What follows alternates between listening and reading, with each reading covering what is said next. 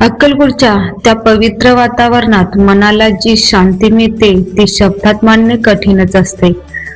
पण तुमच्या भावनांना स्पर्श करणारी ही एक छोटी आणि सुंदर कविता.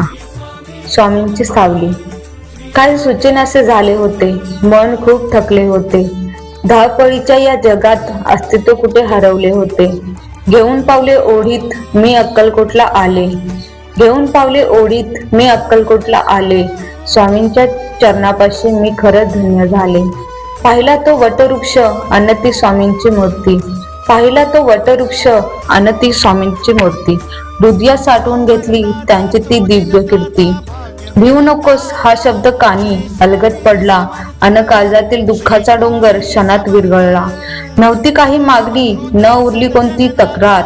नव्हती काही मागणी न उरली कोणती तक्रार. स्वामींच्या दर्शनाने झाला आयुष्याचा उद्धार. मिळाली एक नवी उमेद, नवा आधार मिळाला. मिळाली एक नवी उमेद, नवा आधार मिळाला. अक्कलकोटच्या मातीमध्ये मला माझा मार्ग सापडला. आता चिंता नाही कशाची, स्वामींचा हात हाती आहे. आता चिंता नाही कशाची, स्वामींचा हात हाती आहे. माझ्या कर्माच्या वाटेवर त्यांची अखंड सावली आहे.